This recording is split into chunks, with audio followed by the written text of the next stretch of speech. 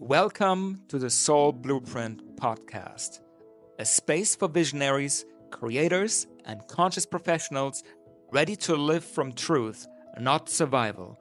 I'm your host, Stefan Stiller, human transformation specialist and nervous system coach. Each week, I sit down with extraordinary souls and people who've said no to burnout and surface level success and embraced a life of true meaning, purpose, peace, and deep alignment.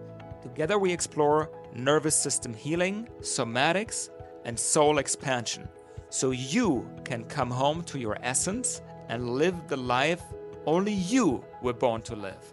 Let's awaken your soul, come back to your soul blueprint, and build a life that flows from the inside out. We are in this together.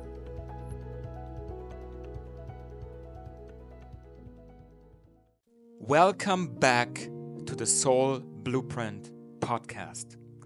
Today's guest is someone truly extraordinary, Brent Bruning, Master Hand Analyst and author of The Power Within Your Hands. Brent has read over 26,000 hands, including icons like Tony Robbins, Eminem, Richard Branson, Keira Knightley, and Beyoncé. Alongside the International Institute of Hand Analysis, he's helped decode life patterns from over 500,000 hands, revealing the soul blueprint hidden in our fingerprints and what it says about purpose, emotion, and personal evolution. In this episode, we explore, among other things, how your hands reflect your nervous system and soul path, why different people need different healing methods, how people transform inside and out after just 10 days using his unique approach and coaching methodology, and last but not least, Brent's wild story from inside a 7-day darkness retreat. All the links, Brent's book, and a special discount code for a private hand reading are waiting for you at the end of this episode. So stay tuned, fasten your seatbelts, and let's dive in. Welcome, Brent, to today's podcast, to the Soul Blueprint. It's an honor to have you. Thank you for being here today. It is an honor to be with you, and given your history of quantum flow, we're going to have a very, very fascinating conversation about life pattern and hand analysis and how that relates to that, I'm sure. So my mind will be blown just talking to you, because when you connect with somebody, as you share a wisdom with somebody, you're always experiencing the wisdom in a new way just because of the energy. And I'm going to learn a lot out of this being with you. So thank you for reaching out to me. I rarely accept at point blank a podcast, but something in me just said yes immediately. So thank you. Thank you so much. That's beautiful. I gonna learn a lot as well, and I hope the listeners as well from your extensive experience with hands. You've read over 26,000 hands in your lifetime, from celebrities, from people from all different walks of life. And so before we dive into that, I would love to ask you this question, because it's always starting the conversation in a very casual and beautiful tone. I would love to ask you, what is exciting you most in your life right now? I just got back from a darkness retreat in Poland. So I flew now an hour from Munich into Poland, Poznan, and then I Uber over to this place that was a dairy farm. And they had bunkers. And it's VIP. So you go in and it's like completely you can navigate this room in the darkness for 7 days. And they don't throw you in like a dungeon. They massage you into it, right? Or they pour you into it. So I spent a couple of days just getting integrated into the process of letting go of life enough to just, where they're massaging me and doing Wim Hof breathing and all that stuff and sound bathing, until by the time that they leave you there, you're like, whatever, goodbye. And when I was there, what excites me the most, and I'm still blown away, is that the first day I was entertaining myself, and they were like, you're doing great, first day. But on this, try to just instead breathe in and breathe out. And just say, I am. Try to cultivate presence, now. Breathe in and breathe out. And you will experience what is called an ego death. And I said, what if you have a fear of death? And he said, don't try to get to Mount Everest just yet. All right. Just get to base camp. Breathe in and breathe out. Just try that. And don't do, anytime your mind wants you to do anything, chill out. Just relax. Breathe in and breathe out. And I went through a lot of stuff that was coming up that I didn't want. My mind was driving me to experiences that I hated. Hated. I hated my wife. I love my wife, but I hated my wife for certain things. I hated myself for certain things. And that hate, whatever, stored in the fascia tissue, was, as I was processing it, in a completely dark place where you can't even see the hand in front of your face. The room was started turning red. And I thought there was some kind of like holes in the ceiling, but I was in a bunker, like I'm in underground. And there was white coming off in very key locations. I'm walking around and going, huh. And as I started to breathe in and out, I did a lot of holotropic breathing. I did Nigong breathing. I did chakra breathing and all and out. But what happened was the DMT kicked in and I started to really go on a journey. But my eyes were wide open and I'm blinking, but I'm seeing just huge infinity chasms. And as I was working through my pain points, I was feeling guilt, anger, hatred for 4, 5, 6, 7, 8, 9, 10 hours. Stuff that's in there. It's a long time to be breathing in and out, going, this is not going away. Gratitude, gratitude, gratitude in. Love out. And it began to do its thing. And by the end of the day, it's like I had surgery. I was just exhausted. I went into bed whatever time that was. You don't know. And I woke up at about 3 hours, I guess. This is my internal clock. And I went to the bathroom. And as I was, padding my way through this wall that turns a corner, and the room goes into a very small hallway to go to the bathroom. And I saw that the hallway was lit up in red, moving with me. And I turned, and it was brighter as I turned. I was like, what? Did I leave a light on? If I had a Swiss Army knife, I have a little red light. I was like, God, did we leave something, or a fire, one of those fire alarm ones? And I'm looking around, and I'm like, and I see it's coming underneath my pajamas, and I'm pulling down my pants, and I'm glowing like ET under the belly button. And I was luminescent under there. It was like wearing a red bathing suit. And it stopped literally where the belly button was. And I was like, what the F is this? And I can see the black veins, right? And I go to the bathroom mirror and I'm checking myself out. I'm reflecting. And I'm like, they didn't tell me anything about this. And I went to take a cold shower to see if I could get it off.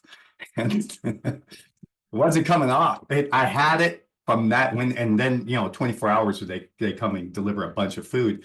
The event owner, AJ from Within, which is the darkness retreat, he was visiting and just checking, and I said, you got to come in here and take a photo.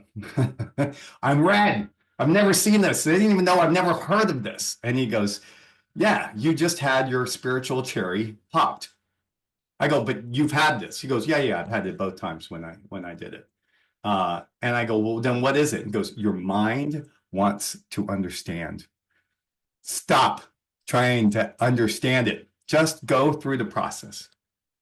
That's all he gave me. I was like, thanks a lot. Right. So I just breathed in and out. And I ultimately started, opening other chakras, and the room would turn yellow when I was obviously going. I didn't think that chakras were. I'm sorry to say. I mean, I don't mean any disrespect to the people that are really following. thought it was bullshit. Sorry. I didn't think anything about the chakra. I kind of was getting closer and closer to the idea, but certainly it is BS the way that I was doing it. You know, just trying to imagine something red and there. It's not how it works. It comes and it opens spontaneously in the release of the whatever is in your fascia tissue stuff there. And then as you become increasingly released, you become closer to the light that you are. And then you become lit. So ultimately, the coolest thing that happened literally on the last day, I was breathing in and I was turning on, let's try red and blue. Yeah. You know, and I was going to bed and it was so annoying because I couldn't sleep very well. This chakra was going, wah, wah, wah, wah, wah, wah, wah. White chakra was literally, you could just close your eyes and you just see like somebody had a flashlight going, wah, wah, wah, wah, wah, wah. I noticed that this chakra wasn't doing anything, this supposedly Vishuddhi chakra. So I breathed in and out for an hour there. And eventually a coil came out. And at the end of the coil, it hit something. Maybe it was a balloon, like an energetic balloon, but it created the sacred geometry, those little circles. It was hitting something, and those circles were just kind of dancing around in light.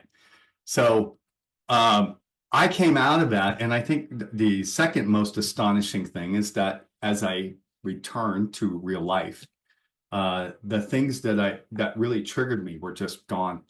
And I have a lot to be triggered about. I'm married to a Romanian, God bless her heart, with 2 kids that are 5 and 8, and running a hand analysis business out of Switzerland that gets really intense because I got clients from 5:30 in the morning all the way to 7, and I'm coaching people through big life shifts. There's a lot of stress there. Then coming out into a room with very animated kids and a wife who may be overloaded, da da da da da. So all of that gone. It's not like they didn't stop being themselves, but I was absolutely in compassion because I spent 7 days breathing in compassion about that. And so rather than reacting, I was rerouting my nervous system to go away from the hijacked place of the low road, I think is what it's called in trauma therapy, of the hypothalamus, and redirecting it to mastery to the hippocampus, and the blood flow and the way that I observe and language the events are completely different. And it's been that way. Like there has not been a single argument since then. And it's a brand new world. So if you haven't done a darkness retreat, it's not scary. It's just it's anything peaceful to be in your body and recognize that your body doesn't feel good in some areas, and there's a reason why. That you're holding on to some baggage, and if you let go of that, then your body will feel good. So that was my big breakthrough. So thank you for asking. Now it has nothing to do with hand reading per se, but it has everything to do with how I'm teaching it now. What a powerful story. And yes, I can absolutely relate that, for me, I have never done it personally. And I feel a little bit of fear around it because I know there were some events in my life that happened that were at least micro-traumatic or something. And we all go through stuff in life that is getting then eventually stored somewhere in the body, in the subconscious, in the body, in the nervous system somewhere. Mm-hmm. And it's holding us back in some way, shape, or form. So I'm a little bit afraid to do it, to be honest, because I know there might be stuff coming up. But from your story, I mean, if you go into it and you can really sit with it, and you can sit with it long enough, and then it clears up, and you have so much compassion for yourself and the way you show up for yourself there, that's how you show up for others in the world. That's a beautiful story and a beautiful reminder that we cannot run away from our shadows. We need to sit with them, embrace it, and then it clears up and our life changes. And I'm curious, you say, don't run away from your shadows, right? So that's the bulk of 99% of my work. So in your definition, what is the shadow side? What's the definition of the shadow side? It's probably some stuff. It's not even that important for me. as of my understanding as I have it today, it's not even that important to understand where this is coming from, but it's important to just either sit with it or transform it through the nervous system, because the body holds the wisdom. The body is a key. And I'm not a big fan of like going to traditional therapy, talking about stuff and then releasing it that way. I would say it would even make it worse, because you're going back into that moment and you're reliving it, and it rescribes or like goes even deeper into the nervous system, reactivates the whole story. But it's important to let it go in other ways, like you did in the time you were just completely by yourself. That's when you feel those things coming up. And basically, I would say it's energy, it's emotion stored in the nervous system that's related to something that happened in the past. We didn't have the capacity to handle that emotion when we were maybe too little, too small. We couldn't do it yet, and it was like a shock to the conscious mind or to the nervous system. And the body is smart, wants to protect you. So what the body is doing, it's storing that information and that memory in the body, in the nervous system. So we need to reassess it some way, not by talking, I would say, but by feeling into it, either feeling or shifting it from the nervous system. And that's the key. And that's what I experienced in my life as well. When I was in burnout, when everything was constricted, contracted in my nervous system, I didn't understand it back then. I was trying a lot of different mind hack tools and mindset. And I don't know, just be strong, be powerful, whatever, just push your way through it. It doesn't work when your body is in this state. So yeah, I think that's what shadow is. It's somewhere in the body. And when you sit for long enough and you go away from the world, you sit with yourself, you're gonna feel it. Yeah, and the shadow I use and it's anything that creates a duality in your life. Generally, reality is dualistic. So it judges.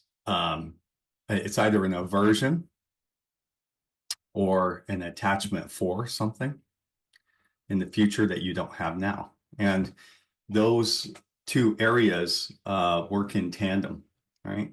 Just you can't be avoiding something or dislike something while you are also just spontaneously liking it, or liking something else. It's always a direct correlation.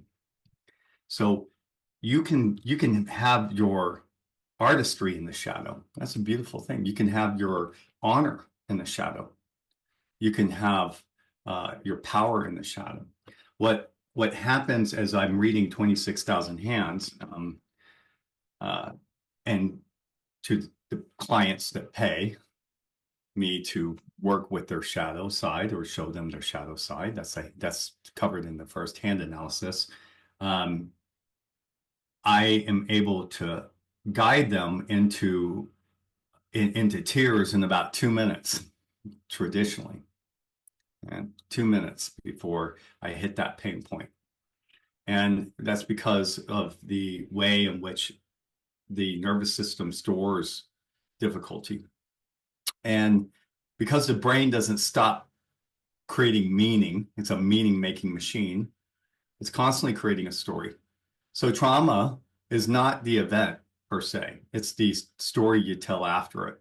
And it becomes a story that you're so good at telling that every time you do, it's attached to opinion. If you follow Joe Dispenza, attached to an opinion, which creates an emotional reaction. Every time you tell it, it becomes habitual, and now it becomes your reality and then temperament, and then it becomes a personality trait, and that gets etched in your hands. So when you see that and you're like, wow, I see there's a lot underneath that you're angry about, or you're riding yourself with a lot of guilt, or something that looks like it happened around age 18, from where it's broadcast out from the lifeline. Those things allow a person to access it. And what's what's useful about hand analysis is that I can see all of it. It's not just, there. It's everywhere, and I can see the exact blueprint of the shadow pattern. And then, as you say, there are different ways to process it out. Some can only be processed out somatically. You can only massage it out, right? Yeah. Because the mind can access it. It just, you can write it. I have people who have written literally their doctorate on their trauma pattern and still not out of it. So there's four. I say there's four ways to actually get things out, depending on the fingerprint type, depending on whether your soul comes in with an emotional way of processing. Other people like Eminem and Johnny Depp are not emotionally vulnerable people, so they have tenet arches. They have a different way.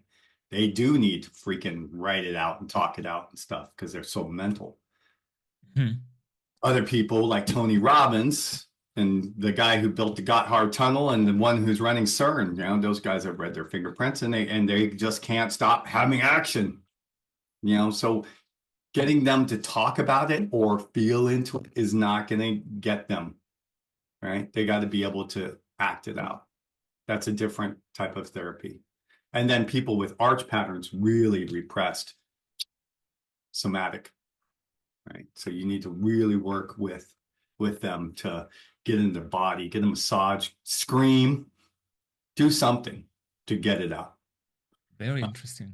Yeah. That's so eye-opening because I thought, it's interesting to hear that because I thought up until now, like somatics is always a good solution for anyone because it's like somewhere stored. But as you are saying right now, different people, different fingerprints, different hands, different approaches to letting things out, to letting things go, right? Mm-hmm. Interesting. So what was the time for you when you were first discovering that you really have power in your hands and that your hands are really such an important doorway to understanding your own life? And what was this moment? Was there a pivotal moment for you where things were falling apart in your life and that's how you rediscovered or discovered your hands? Or was it something else? It was a 12-year falling apart. It wasn't one event. I'm a unicorn anyway from my fingerprints. So I'm a wisdom. If you look at my hands, I have tenet arch, these things on both the right index finger and right middle, with a big fat circle on the right thumb. If you're a hand analyst, you would already know what that means. It's like, yeah, this guy is gunning for results, who's accomplishing these analytical. So I was in 20 years of software robotics, and that was funding this craving, weird habit. My girlfriends were going, why are you reading hands? Just please. I was dating a Christian girl. Why, please? Why would you do this? And I was like, I believe there's something here. The fact was that Richard Unger was making his last debut in Switzerland, and he's read 80,000 hands. He's a guru. He's the thing. He's in California. And his group, the International Institute of Hand Analysis, have collectively read 500,000 people's hands empirically. I mean, that's 500 is a good sample size, right? Scientifically. So 500,000, that you're beating a dead horse in terms of the patterns that they see. And so as part of the having my hands read and going through the certification to be a Master Hand Analyst, I have to collect 100 people, which was like coming out of the closet as a gay guy and telling 100 people. Imagine. Yes. That's exactly what it feels like. You're like, I'd like to read your hand. Or like, what kind of unicorn are you? Freak. I was in software robotics. I'm literally getting the chief engineer and stuff like that. And they just thought, whatever, dude. All right. And I loved it because I could get the most argumentative guy and then take the handprint. And then I test two people one in Switzerland. It was who's also a master, Pascal Stossel, and then Richard Unger, who was in California. And I'd send them both. I was like, I got the money, and I'd test them, and they go, "Wow, this guy's really argumentative." Both of them would say that. I'm like, "How do you know that?" Look at the headline. It just comes down right down into this area called Mars, and Mars is where all your testosterone, and the guy can't stop thinking and judging and defending, right? So, and then I started understanding my girlfriends and stuff. And then I said, let's make a book. This would be great. At the time, Pascal, it's not my idea, but Pascal was being tested like I was testing him by the magazines in Switzerland with famous people. And I thought, well, let's get more famous, right? Let's get Eminem, just Johnny Depp, Keira Knightley. Let's get all those people. So I embarked on a very expensive quest to get all these people. And it wasn't just famous people. It started as famous people, but it became like, okay, I get it. You're in acting. I get your story. But there's also very people that are recognized in their field, like the head of CERN, right? Or the best shoemaker, right? The best watchmaker in Switzerland. You got to be pretty good if you're in Switzerland. So in these, I was seeing all of these skills, and I was testing them the same way, Richard and Pascal. And in that way, I would get the handprint, and they had no idea. So I'm trying to get to the answer to your question, I promise. And the answer was, when was the defining moment? It was not there. It was after I wrote the book, and I rewrote the dumb thing, and I rewrote it again. I got a copy here. I rewrote this thing so many times because I didn't get it. How the heck did you know that this guy is a horror film director, guys? Seriously. And I dismissed the fingerprints. I said, nah, it's 60% of your life pattern. 60. Like twins separated from birth.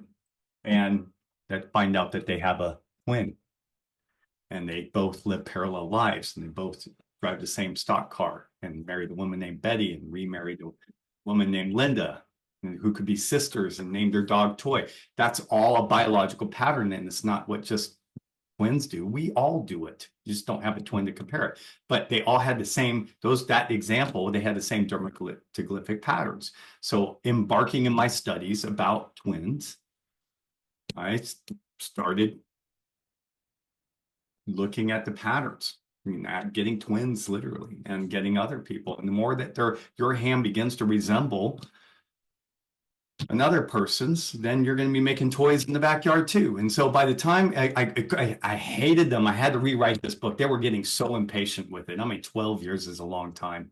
And the day that I published my book, it was a full moon in Pisces. And a guru who was my editor's guru, it took so long, she had one of those tinglets, whatever those things on her forehead, because she changed religion.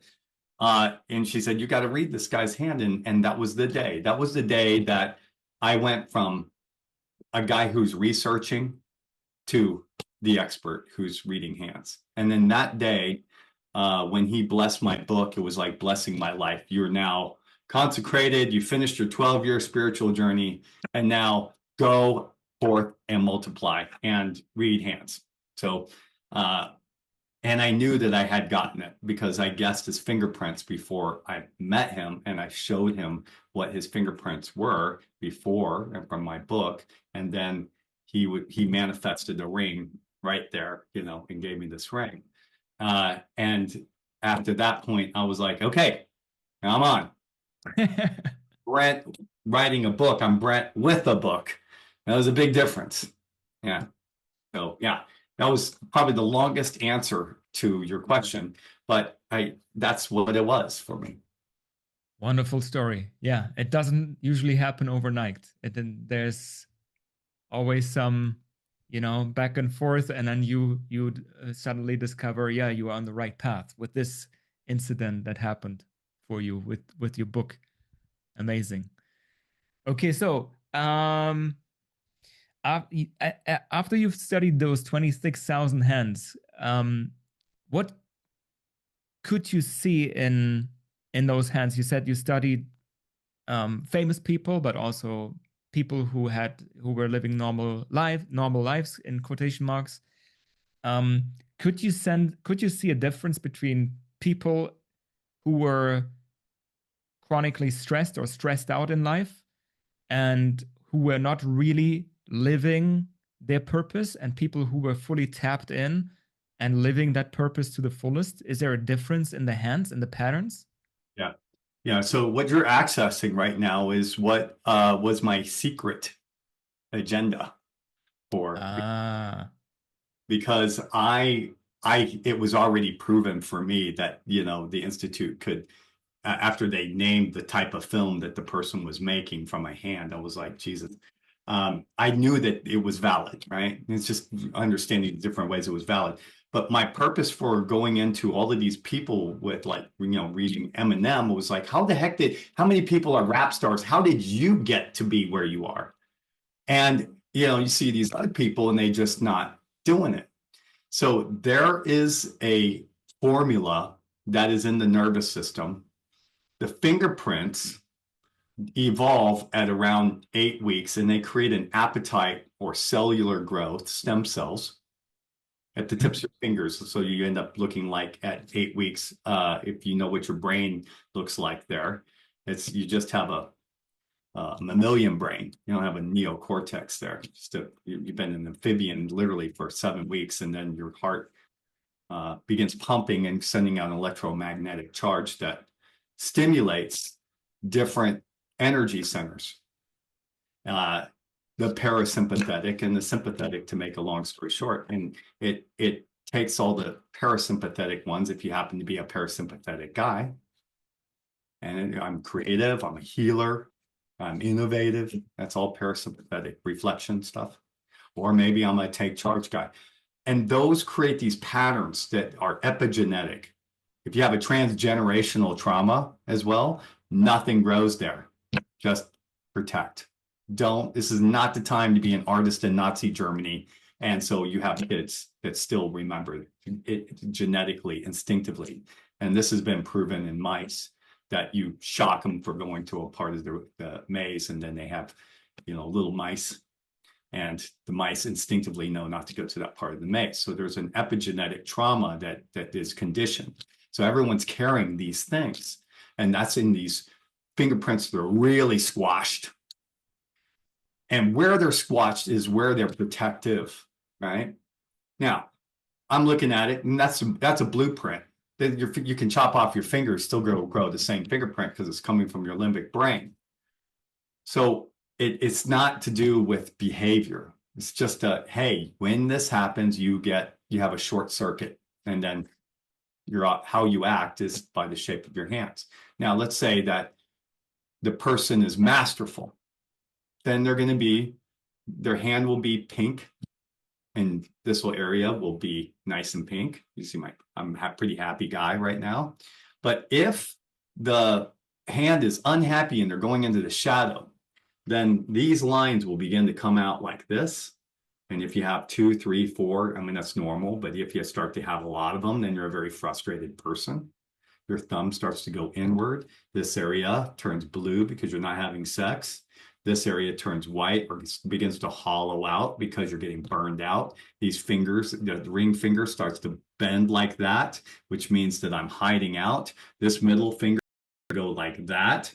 And then you're saying I'm overloaded, and your index finger starts to go that way. It says I'm powerless. Shadow. So all of that. And when you see it, you can see it on their face too. They look like, wow, you're only 35 years old. You look like you're 50, dude. So that's why I'm at biohacker conferences, because when you can understand the pattern and you can see what's tripping them up and you get them out of it, then they look about 10 years younger afterwards. And you've seen this in your own life. It's not something you got to believe. Just look at your high school reunion. You'll see some people did not grow up. They're talking about the same problem that they had then. And it's an epigenetic. It's obviously a biological problem. Money issues or commitment issues in a marriage or whatever. Fidelity, integrity is actually a biological thing. So when you have these multiple stress language, you don't call it stress as a hand analyst. You don't say stress. You say guilt or powerlessness or shame or feeling trapped, whatever the case is. And you language that to a person, then they now go, ah, and then they break through. And in that place, you get what I was interviewing these people about. How did you break through? And that is exactly in the fingerprints. Your next chapter of your evolution is right there. And when you understand it, you pop. And that causes people to go through the shift. And as they shift, I started to understand how people are getting to this faster and faster. And now I shift people instead of taking years, I take it in 10 days. And that was the core essence of the work, is how do you shift into a life you love and live it powerfully? You got to be able to see the shadow side in the hand where you're suffering and then get out of it. You're on a stove, get off of it. And how do you do this specifically when people are living the same patterns, the same story, the same things over and over again, so it becomes automatic and it's programmed in your subconscious or in your nervous system? How do you, is it like you're holding space for them and you're giving them permission to try a new route that is more aligned with their handprints and like fingerprints? Or what is the secret sauce that like you getting people out of those states and they are finding a new trajectory which is more aligned with their true self? Yes to all of that, but I would put it in a sequence, right? So you can't get people to just make a vision board when they're in their trauma pattern. Yeah. Come on, happy thoughts. I'm going to get married now. Try. Yeah, not gonna work. The man in my future after I've been, there's cobwebs down there for the last 10 years. It doesn't work that way. So first, you got to be able to name it to tame it. So you got to be able to develop given that language and the story is attached to an opinion or the feeling, being able to map out the entire pattern in one hand analysis gives you access to all of the emotions where the trauma is. And where it's stored, they feel it. So when I read the paragraph to them, they're like, ow, ow, ow, ow, ow, ow, ow. And then I say, great, let's go a stage deeper. The brain, the neocortex, is where we are at this stage. And we need to move deeper into the limbic brain. The limbic brain, if you understand the steps of how it works, it first takes an optical signal, whether it's reflected or something that is visible, and it decides, is this threatening or not, right? A yellow Ferrari could be threatening to one person and amazing to another, right? So depending on if they're run over. So when they get those pictures, then you put it on a board, and that's called a shadow board.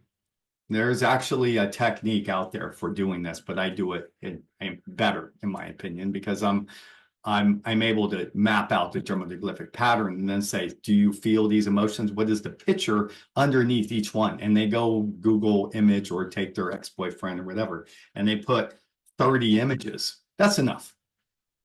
30. And you can see from great grandma all the way down.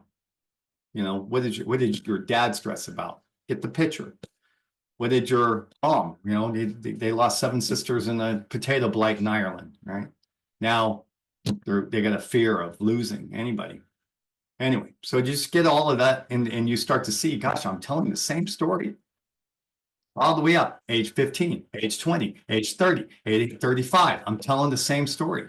And when you see it in those images, like I'm pitching a movie to a director, when you see all of the images and you put like the summary of the stress pattern, then the emotions of all of it begins to surface holistically. That's why it's so powerful, because if you try to do this with a therapist, you're working an hour and then our time is up, right? And you got to only one image. You're not seeing the integrative cobweb that is the nervous system. So you have to be able to see the cobweb holistically and feel into that. And then be able to pull it up, root and stem, of the whole thing. It doesn't work just nipping away at it. You got to pull the whole thing up. And when that person has that up, there's a big gaping hole in all of that. And if you don't immediately put some kind of stint in there to create a new vision of their life, they're going to go back habitually to that dumb story again. So you must, at that point, look and have them connect to the parts that are so satisfying in them and reroute the signal so that and then you create a vision of what you're going to do in that order. And then you put very measurable results to what they do. And then they show, and you can see before after photos on my website, they don't look like the same human being. And I'm talking 10 days. They don't, then their hands change completely. So it goes from a hand that looks like a tractor ran over it to a hand that is gentle, soft, and the eczema and evacuation of blood in a certain area is now back. So it's no longer white or blue from a lack of circulation. It's now pink, happy, sensual, and so are they. And you can see it on their face, and they look dramatically younger. And now I'm going to test it. So I'm going to these biohacker and making everyone take epigenetic aging tests so that we can see what the heck is going on here. Clearly inflammation is gone, but what else? Is it telomeres? Is it something else? What is it? Interesting. Wow. So the first step is, if I understood you correctly, is to shine awareness on those patterns and those parts. And that's, as you said, like, it doesn't do much when you're sitting with a therapist and you're having like 1 hour and you're going to reveal one image or one thing, but you're taking out all their stories and laying them before them so they can look at it and they can understand, oh, this is my pattern. This is where I have a choice to say, this is how I will keep going, or I will take a new course of action. So the first step is awareness. And the second step is then, how would you say that? Second step is? No, processing. Processing. Yeah. And there's a part that we're missing here, but if you boil down trauma into 4 core emotions, anger or hatred, sadness, anxiety, right? Or obligation or guilt. It's another way of saying it. And you just take down the 4. Those are the very, very core emotions. You learn jealousy when you develop a brain, the neocortex begins to develop a story. This is better or not. But the core emotions, when you get down to a fetal level, are those. When you get down to that level and you see how much you have been angry, then the brain starts to see, gosh, I have been angry for, I guess, 1, 2, 3, 4, 5, 15 solid years. And sad for 10. And I've been in my shadow, I believe, 80% of the time. In other words, I'm pissed off a lot. Having good days, 20%. I had some birthdays and, I had that great chapter with that girl until it ended, right? Whatever the case is. The rest of the time, you're in survival. And when you get that with goodwill, not judgment, the compassion toward that then reroutes that anger into spirit. So anger becomes spirit. Sadness becomes depth, right? Your anxiety becomes excitement. It gets rerouted in a different way. And in that place, you project in the future. You're literally taking the blood flow at that moment from the hypothalamus into the dorsolateral prefrontal cortex, called projection. You're taking all of the crap that you have. So it's not here. It's here, right there. And you got to be able to see, you got to go through those steps. You got to be able to look, okay, if I stay in this dumb story for the next 30 years and I'm 80% in my shadow, that means 25 or 22 years I'm going to be in this dumb thing. And at least I'm going to be copy and paste 10 years more in anger. Go visualize that. That projection creates a rude awakening for people, a radical wake up. To go, if I don't do something about and take ownership of this, even though my sister is an ugly person who sued me, But either I'm going to continue going forward with the father who sexually abused me and my sister, blah, blah, blah, blah, or I go forward and own it so it feels good. So how can you take that and make it feel good? How can you make somebody like a father who hardcore sexually abused you for 6 years as a teenager? How do you get something positive? But you have to. So you got to put it to bed, declare it's over, and say, you're now a father who's forgiven. And it's not like you're going to do it to me today. And it's not like I would trust you probably with my kids, but I want you to know that there are people in jail right now that have been forgiven by the person whose son they murdered. If that can happen, you can do it too. And at that point, a rejuvenation happens in the person where they go, and that part of them that's been holding on with that judgment for 14 years, 30 years, some people 40 years, it just collapses. And you just see them just, bah, and their heart, like neurasthenia coming out, ripping the heart out. Just is amazing. And the room shifts. I shift. I'm part of their life. I'm going through an energy distortion when I'm doing it. So you might argue, why don't you just meditate on the chakras? You could certainly stand for a darkness retreat, but at the same time, if I had a lot that was deep seated, and when I did my own shift and I put all the pictures out, that was really hard for me to really process. And when I showed my mother it, she cried, terrible mother. But it became the most important thing that we did before she died from COVID. And when I showed her the whole shadow board, it was amazing. We were on cloud 9 the next 7 days while she visited us in Hawaii, and it was beautiful. So, yeah. So the process ultimately is to reclaim the part of you that's under lockdown, and it's locked down because of a judgment. And the judgment is trying to protect you from a feeling you don't want to have. And so what you're having to do is to avoid anyone who makes you feel that way, which means that there's a big pocket of life that's in the shadow. And then you're trying to make a business grow, and you don't realize that you're never going to make it happen until you face this side of you.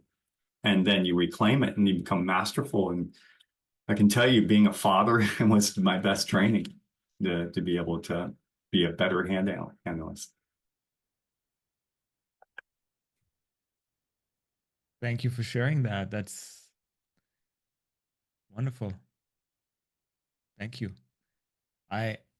From all that you said now, you said that when people are releasing that story and releasing that which has been holding them back for their entire life, maybe for 30 years, 40 years, you see a change in their hands, and hands all of a sudden 10 days later completely shift. Is that true for like as you said in the beginning, for the geometry of the hands, the finger, where the fingers are more expanded and the areas are more like there's more blood in certain areas than it was before? Or can you also have your life experience and how you see life, how you process things?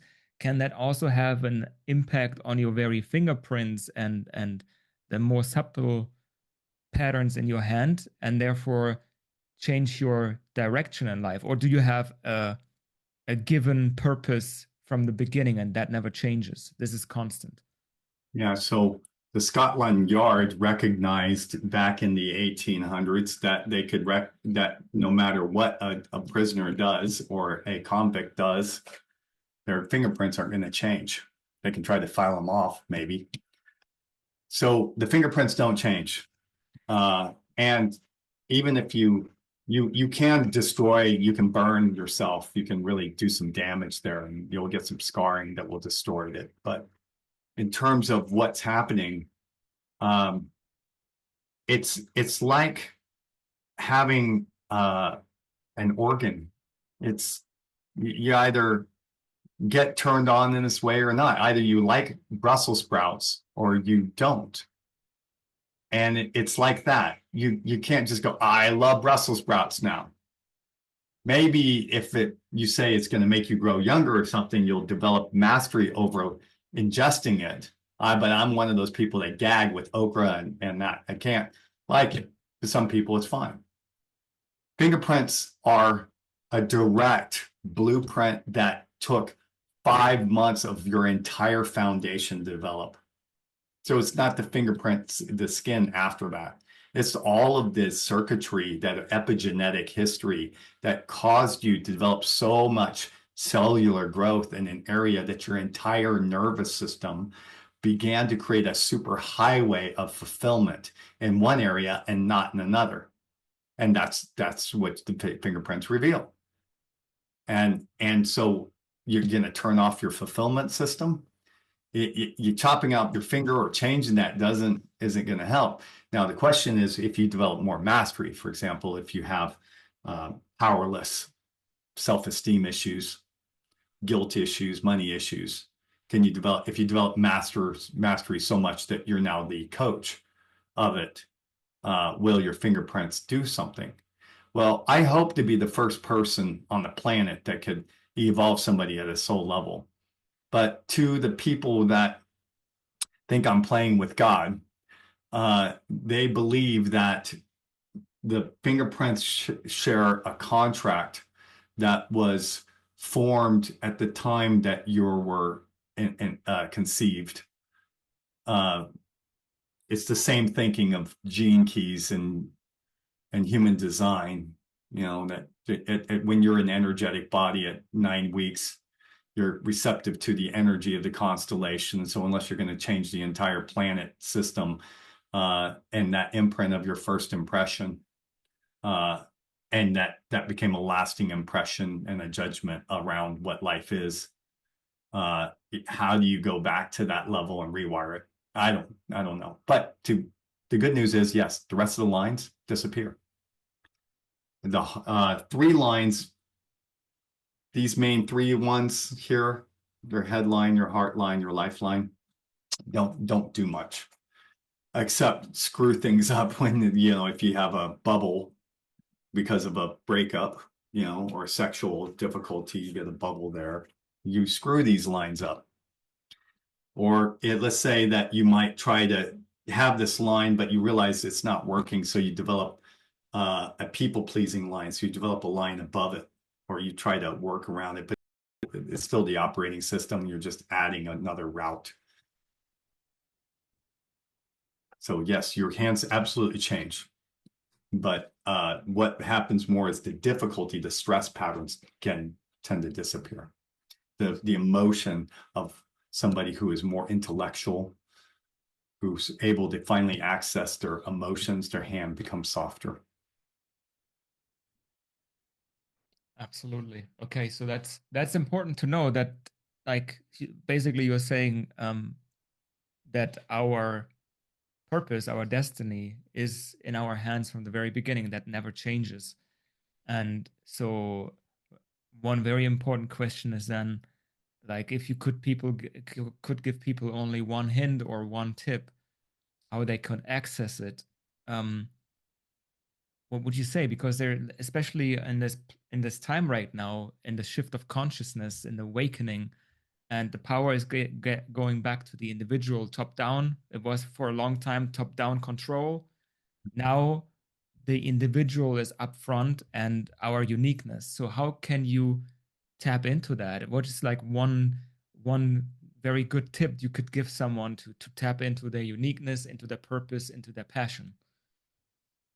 So I draw from the deep wisdom of the Rinpoche, Tibetan monk who visited me before I went to the darkness retreat, that I can absolutely appreciate my life with passion once I get out of my movie and my story. And the story is all in your mind.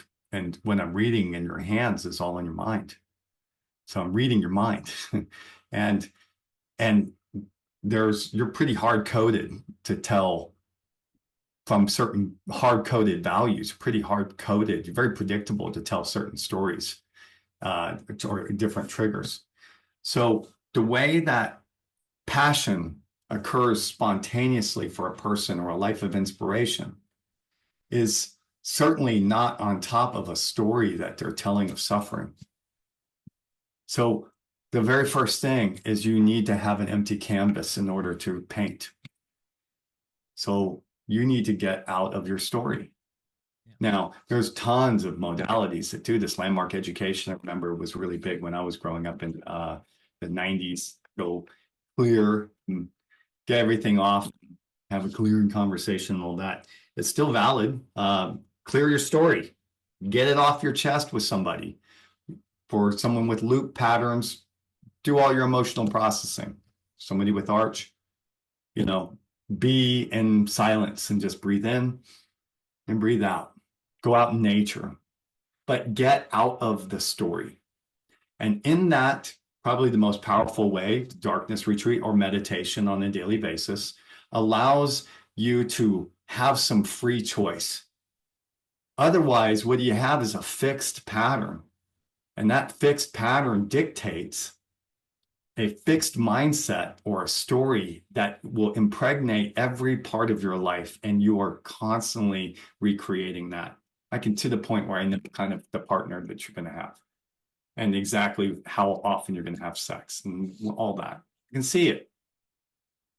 But to get out of that movie, to fully live, means that you have to be able to be with all the goodwill and gratitude for that way that you anger and sadness and whatever you're protecting yourself from the fear, and being able to move with grace away from that, but not avoid it. Another way, maybe more accurate, is to go through the pattern with the valley of the sticks, breathing in and out, and and you're just bringing space and kindness. And that allows you to evolve with free choice, going, okay, if I want to create music today, even though I haven't done it, I can do that, right? It's incongruent with my story. It's the most irrational thing to do. But your mind wants to make everything to make sense. And so that's why you're stuck in a story. Get out of your story and move to a place of an opening, of a possibility that turns you on. But you can't do it unless you have an empty canvas. And if you only have 20%, in other words, you're 80% in your shadow and 20%, you've got an empty canvas, try talking to somebody and convincing them when they're 80% in judgment about you.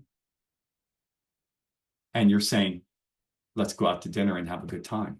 That's what it's like for you, right? So your personal power, yes, but you're not liberated. I'm not liberated. We got a epigenetic history, and we're carrying our ancestors' patterns all through our hands and our whole nervous system. So until you clear things with those guys, you're not going to have much of an empty slate. 100%. I agree so much. Like it's basically also like coming back to that's like I can recognize when what you're saying, I can recognize the methodology of quantum flow in there as well, because the first stage in quantum flow is grounding. And grounding simply means returning your energy back to the present moment. So it doesn't matter what you have going on in your life, like how long your to-do list is, how like many kids you have, like and the discussion you had with your spouse, whatever it is, you're bringing back the energy to the here and now. You're starting to breathe. You become the observer of your thoughts, of your emotions, just from a place of open curiosity and non-attachment. And that's where you have the power to transform it and become aware of it. And then, so it very much resonates with that. And yes, I 100% agree. If you don't know the story and the patterns and you can't see it, you're not gonna have a chance to break free from it. Yeah. Jeff said something really important. I just want to underscore because I didn't get this until recently, but you just said it like you're a master. The grounding is not in feeling your feet against the floor and feeling ground and feeling gravity. It's a nice way, but the grounding is in the now, and it's in the breath. So as soon as you focus on your breathing, you can't do it while projecting in the future, and you can't do it imagining the past. It's impossible.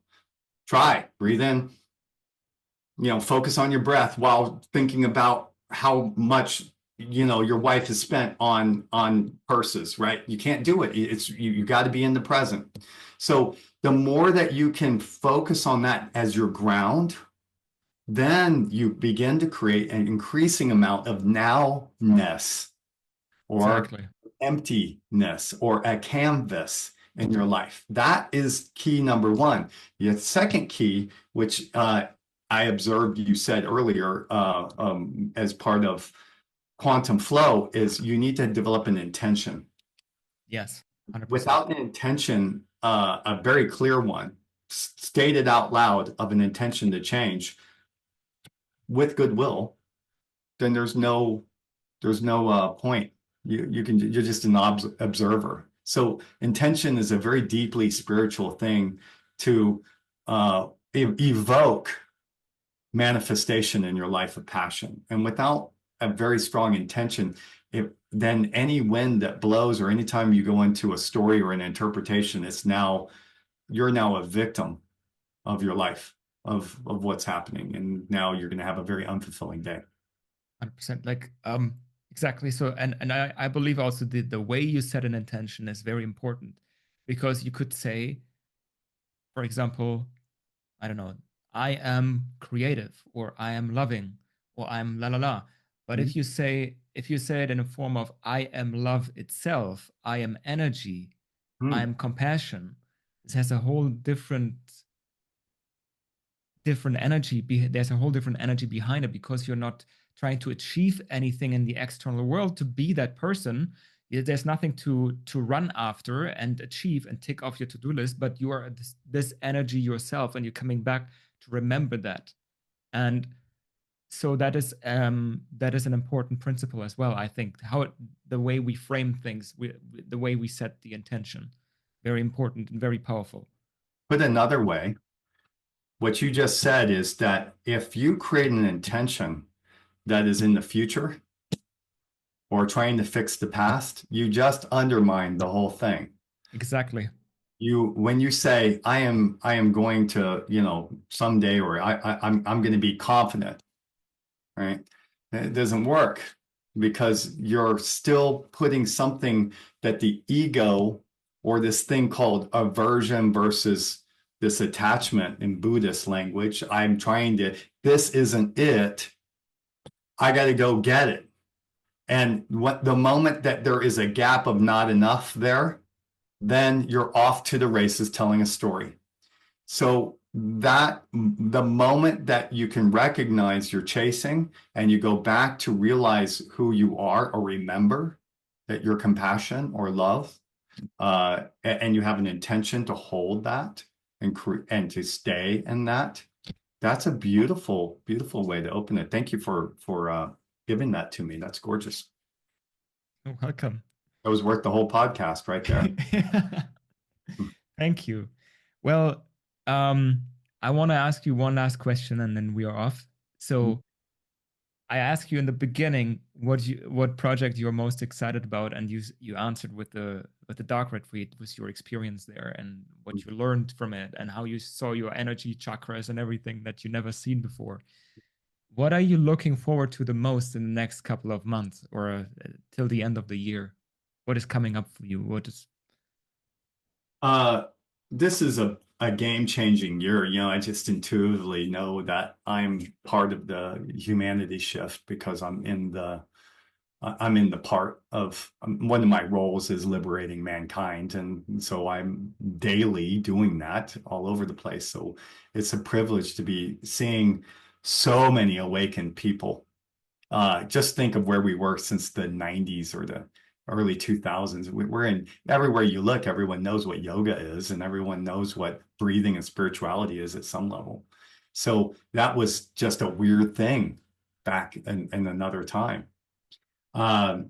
So I'm very, very excited about my role, my responsibility, and my influence that I'm having. I'm on stages speaking about this quite regularly now. Every couple weeks, I'm on some type of stage or an event.